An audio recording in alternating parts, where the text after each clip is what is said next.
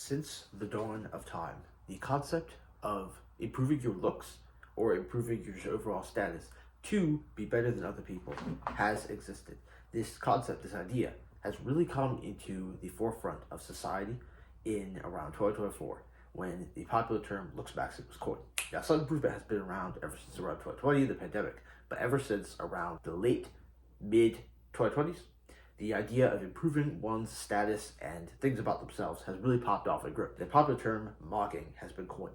Mogging meaning, of course, being superior to someone else in terms of looks or just appearance. But for those of us who are not blessed with genetics, like a lot of people are not, then it can be very difficult and they can feel left out.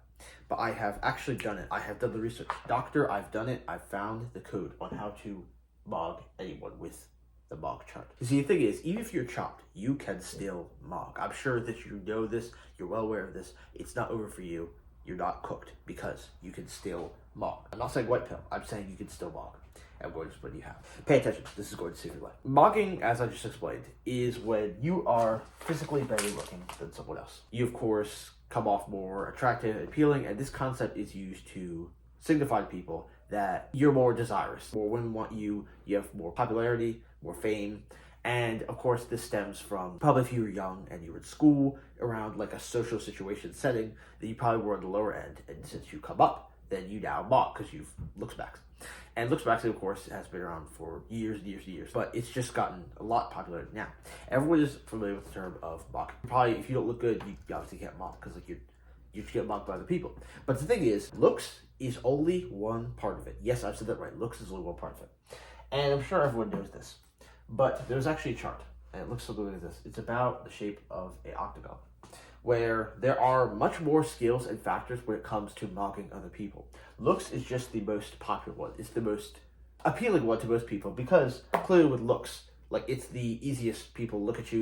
You don't have to say or do anything. They take one look at you and of course you look good. You know, you stand next to someone, you look good. It's the most easiest, it's most basic. And it's most popular for a reason. But that's only just one part of it. So let me explain, mogging in simple terms. Mogging in terms of looks, to a lot of people, they understand it as rock, paper, scissors. It's not really like that. Rock, paper, scissors as in, if you look better than someone else, you mog. It's very easy, it's very simple. But like I said, there are a lot more factors, actually 8, instead of just looks. There are looks, physique, IQ, fame, social status, fashion, skill, and wealth. And all these factors contribute into you mocking someone, but like I said, looks is actually very overpowered. So if you have really good looks, then that's the number one factor in terms of you mocking anyone else. But it's only one factor. You can mog with any of these others, but it's just in terms of how you go about it. So I like to use an example. So instead of rock, paper, scissors, it should be more like martial arts.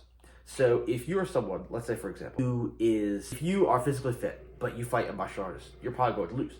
Now, if you're physically fit and learn martial arts, you'll probably beat a martial artist because you're more in shape than them. Now, if someone taller than you shows up, you're probably going to lose. But if you are tall, learn martial arts, and are physically in shape, you're going to beat that person. But then the thing is, someone who is tall, in shape, knows martial arts, and they have brass knuckles, they're going to beat you because they have just 1 inch notch above you. You see how it is kind of like a Pokemon battle, or it is kind of like a matter of having the right tools or weapons, where if you have certain things in your arsenal, then you can actually use them to sort of raise the ranks.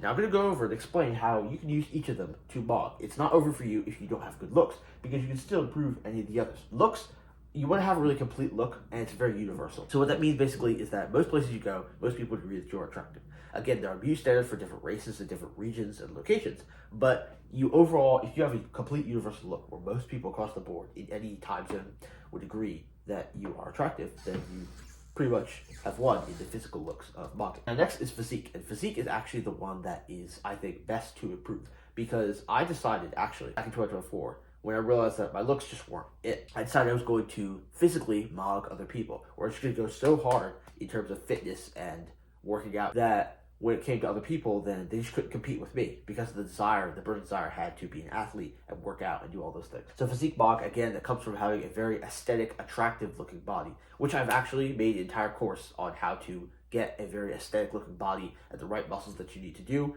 the right sort of way so you can look attractive forever. So it's in the description down below. That is physique mog. Now IQ mog, and this is where things get interesting, because part of the reason for this video is because a lot of people, they think if they're not good looking, it's over.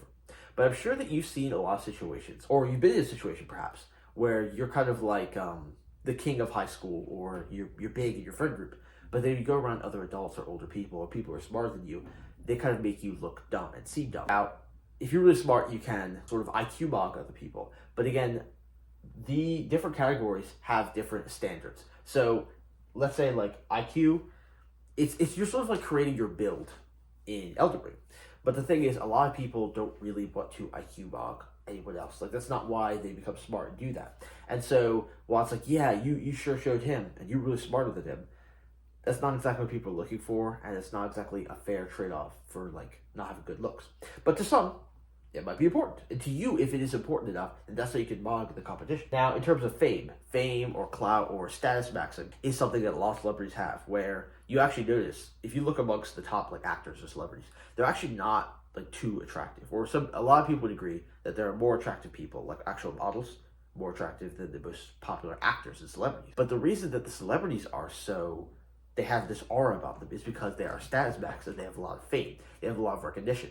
And again, it can become vain, yes, but they have gotten that way because of what they've done. Like, for instance, Ronaldo, because he's such a good soccer player, he's very famous, he's like his name is legendary. A lot of actors, they've been a lot of big projects that everyone has seen, and so that's going to fame and status max them because they're known everywhere. Now again, getting a lot of fame it can be vain, but it's the same thing with physique and looks and everything else. So that is going to be fame and status maxing. That was actually really, really difficult to do because it solely relies on other people and your reputation. But it can be done if you work hard enough at your craft or whatever it is that you do. So in terms of next is going to be social maxing. And again, I implore you, this is very important, especially if you're someone who emphasizes a lot on looks or physique. It's because if you look very good, but you act stupid, then it is not going to work. There's this sort of agreement that I don't know if everyone agrees, that Clavicular he's very obsessed with the looks department. But actually, Keishami, another looks maxer, is actually much more of a chill guy. He's much more cool. He's much more like kind and sociable. He knows how to talk to people and be sociable. Whereas Clavicular, I think he kind of loses some points because he's sort of too obsessed. And again, like, if you want to be blunt and tell the truth, that's fine. But I think he does lose a lot of points, or he could actually increase his social status and his standing if he was a bit more social and open, and it was very clear he was charismatic. And again, especially as a man, charisma is actually very important. Status can actually trump looks. If you're a man, you try to look back. Next is going to be fashion. Fashion, again, not really as important. But if you are someone who looks good and is well put together, that is going to be incredible for your build. But just make sure that in terms of fashion, you have a good body type. So what I mean by that is wearing nice clothes is going to do good for you if you are already physically attractive or if you're physically in shape. Or that is to say that if you combine having good fashion with being in shape and being charismatic, then you can come across as a really good model. You can get some modeling gigs, agencies, go on to do those things because you have the combination of those two attributes. Wealth maxing is again, another universal method where pretty much anybody can excel at this. If you work hard enough, or some people are actually born into a family, like they're born into wealth, and so they don't really have to work for it. They don't have the discipline as much. But if you do work for your money, then you are not disciplined, but you have the money and wealth, which opens more doors for you. You have more opportunities because money can be a defense. Money is actually very good for sort of solving your problems. So if you're a guy looking for attention for women and all those things, a lot of people get this misconstrued. Women don't actually like guys with money. They like the fun that money can bring. Now, with that logic, that actually, so turn it around sort of, where you realize if you have a lot of money, then you can create more opportunities and more fun, be more places where you can meet more women, maybe create more opportunities, and provide them with the sort of entertainment that they're looking for. And lastly is going to be skill. So if you're going to skill max, what that means, essentially, that could be anything. That could be a craft or a trade that you're into. If you're like the master of it, I always like to say, if you were the LeBron James of like fixing cars, you'd be the most popular man on the planet. Look at athletes themselves. That's actually physique maxing, fame, and skill. So skill can actually, again, like with money, can open a lot of doors for you if you know how to play it right. You need to also be smart in order to be well known for. And this can also get you a lot of fame. If you're known around your town as the guy who can fix any car, the guy who knows how to climb trees, or known for being really skilled at, let's say, martial arts or skilled with weapons, that could be very good for you. So if you're more skilled than the people, then when standing next to them, you're going to do pretty good and you're going to look very good. Now, all these things together, the thing is, like I said, if you want to mock anybody, it really is about maxing out your stats.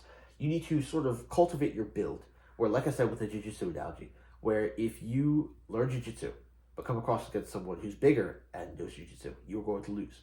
But if they're bigger, they're out of shape, and you're in shape and know jiu-jitsu, and you have best knuckles, then you're going to win. So it's just about pulling all the right levers. And one more thing before we go, I should mention that this is all about perception, other people's perception. So what actually a lot of people do is that they build their lives based around what they don't want to be. So for a lot of fit people, like myself included, the worst thing you could be is fat. And so that's why I built my life around being good looking and having a good physique. Other people, to them, being very smart and having good education is more important. So they max out that area of their life. But there's always going to be holes that are left. So what you need to do if you want to MOG anybody is sort of find a way to build a complete, like make yourself a complete man and sort of cover all of these areas that we've talked about. Sort of, this is your build like an elder Bryn. Like you can have a looks, physique, fame build. Or like Asha Speed, he's good with social, fame, and physique. You know, he's very strong, charismatic, and very famous. So those things together are creating that. So what you need to do is look at all of these and sort of think about what best describes you and sort of combine them together to create your build. So use this video. I want you to use it to go out and build your character so you can MOG anyone. It's not over for you.